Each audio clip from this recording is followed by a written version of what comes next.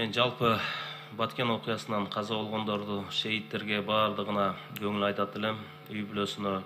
Ошонун эле арасында жарадар болуп, бүгүнкү үйсүз калгандарга мамлекет тез арада жардам берүүнү өтүнүп суранып кетет элем. Андан Кыргызстан Баткенден башталат деп айтып келе атабыз.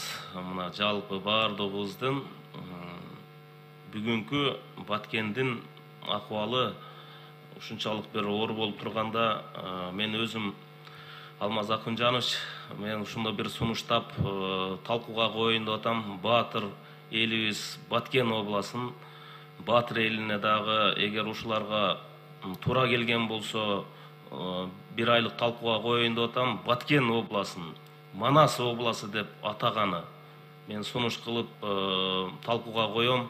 Сиздер дагы ушу менен иш аракеттерди кылып берсеңиздер жакшы болуп. Эгер талкуудан макулдук болгон болсо, Баткен областын Манас областы деп мына Кыргызстандын ошол жерден баардыгы жалпы баштала турганын ошону мен сунуштайт элем. Ушуга сиздер дагы жакшы көңүл буруп, ушуну карап берсеңиздер. Мен сиздерге протоколдук тапшырма берет элем. Ошондуктан эгерде бул менин сунушумду Баткен областынын бүгүнкү Баткен областынын элдери колдой турган болсо, Манас обласы, Манас атабыздын, ошол жерде Батыр атабызды, ошол жерде кыргыздардын башын бириктирген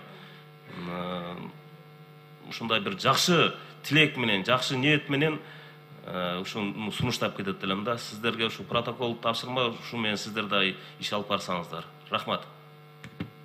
Рахмат. Кийинки сөз Түмөнбаев Акылбек Тогузбаевичте.